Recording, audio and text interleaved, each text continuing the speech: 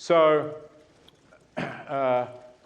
Aquinas' philosophy, known as Thomism from Thomas, was a very influential philosophy in Christian teaching, and after the Reformation, more specifically in Roman Catholic teaching, and was widely accepted. And you find something similar, though, in Immanuel Kant at the end of the 18th century, though Kant is not a Catholic, he's a Protestant.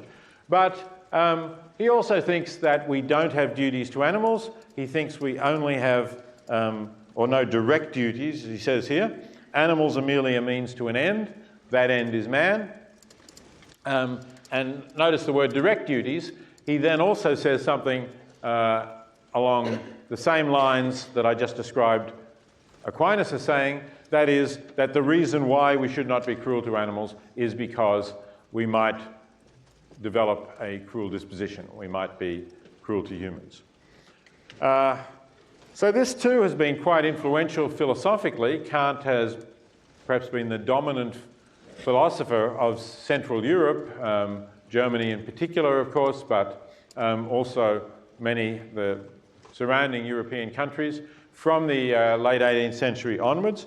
And the idea that it's self-consciousness or rationality or autonomy that gives us moral importance is something that is still held, that we still see in a number of philosophical writings. Something like that perhaps in the essay by Carl Cohen that I've suggested that you read for today's class, and I'll say a little bit more about that in a moment. But I should say that not all Kantians today think that Kant was right about the moral status of animals. Perhaps the leading Kantian, or certainly the leading Kantian in the English-speaking world today, is Professor Christine Korsgaard at Harvard University. And Korsgaard thinks that this passage contains one of Kant's more serious mistakes.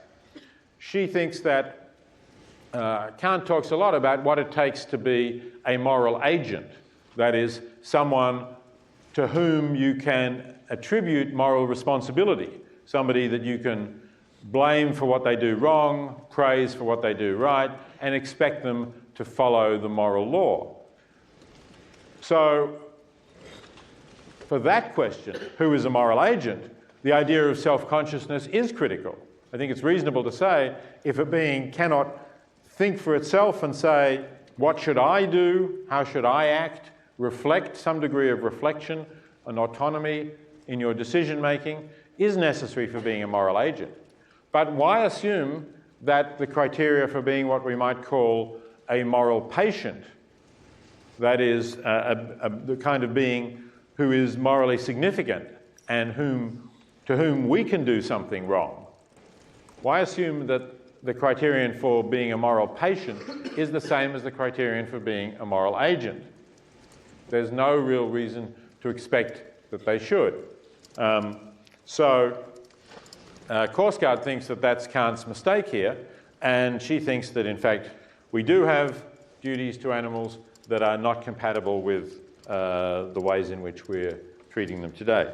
So if you want a Kantian defense of a position more favourable to animals, you can certainly look at some of Korsgaard's recent writings.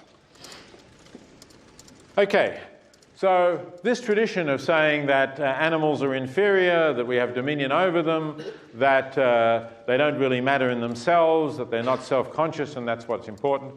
The real dawning of a different modern view comes with Jeremy Bentham, the founder of the utilitarian school. I'm not saying, again, that there were no thinkers who took a different view during the centuries up to that time. You certainly can find some suggestions for kinder treatment, as I said, both in the ancient Greeks and Romans and also in a few Christian thinkers as well in earlier times. But it doesn't really develop into a systematic approach that is widely influential. Others remain little remnants that are left there throughout history that don't seem to have had much impact. But with Jeremy Bentham, we start to get the beginning of a tradition that is influential. So this is a famous passage from Bentham's Introduction to the Principles of Morals and Legislation, written at the end of the 18th century, but not published for some years, I think, so published only in the early 19th century. And I'll say a little bit more about this passage in a moment. But notice what he's saying here, that what's important is not the ability to reason, nor to talk, but to suffer. So a clear contrast with Kant's view that reasoning or self-consciousness or something like that is what matters. And the another significant influence that came a few decades later in the 19th century that I think helped to facilitate the change comes from Charles Darwin.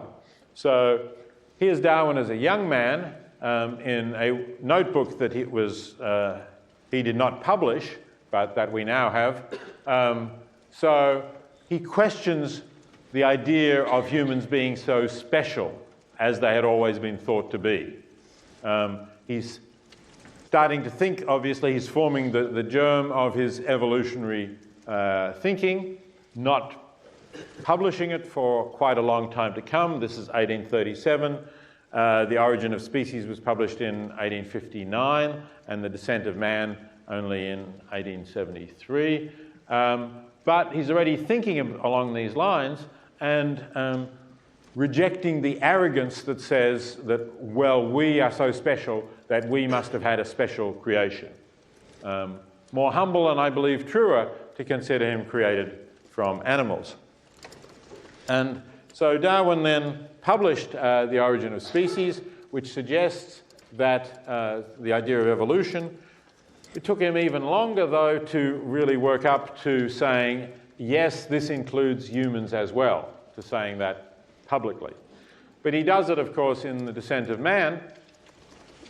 And that book, although what it's really, of course, best known for is the idea that humans are created from animals, descended from animals, and related to animals, the book has quite a lot of material showing the similarities between humans and animals, not only in terms of anatomy and physiology, so not only making the case for our relatedness and our descent from animals by looking at our skeletons and comparing them with the skeletons of chimpanzees, let's say, but he also says, look at their psychology.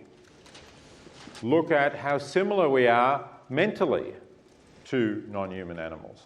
And this, I think, also must have made a significant difference. So here's an extract from the 3rd chapter of The Descent of Man, where he's talking about animals manifestly feel pleasure and pain, happiness and misery, and gives this example of puppies and kittens and lambs playing together like our own children. So he's getting us to see that the things that we do, that our children do, and that of course we value in children, we do not want to inflict pain on them, we like to see them happy, suggesting that, well, these same experiences occur in animals as well. So this fits well with Bentham's view that it's suffering that matters. Darwin is saying, and we can see this clearly in animals. Not that people had really doubted that animals can suffer, with the notable exception of Descartes, who had difficulty in explaining consciousness of animals and thought that although they make noises, it's kind of a mechanism, something like the way your alarm clock might make a noise, that there's just a mechanical thing going on there. And Descartes defended that view, it seems, at least in part because it solved a problem in Christian thinking. And that's the problem of evil as it applies to animal suffering. So, of course, there's this famous problem in Christian theology. If God is all good and all powerful and all knowing, why is there suffering on earth? And the standard Christian answer to that was because Adam sinned, and we are all descended from Adam. So because of original sin, there is suffering on earth. We humans suffer. But even if you are able to accept that view, there's a clear problem. Non-human animals suffer, and they're not descended from Adam. So original sin can't explain the suffering of non-human animals. Well, Descartes had a very drastic solution. Non-human animals don't suffer. They only seem to suffer. But nobody, I think, really believed that, or very few people. You really have to be strongly committed to ideology over common sense observation to think that that's the case. So generally people accepted that animals suffer, but they thought that it didn't really matter.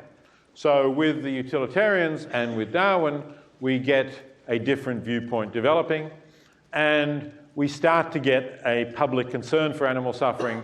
We get the first laws passed in Britain initially, and then here, to prevent cruelty to animals, and we start to get some kind of change in the systems, in the way that animals are treated.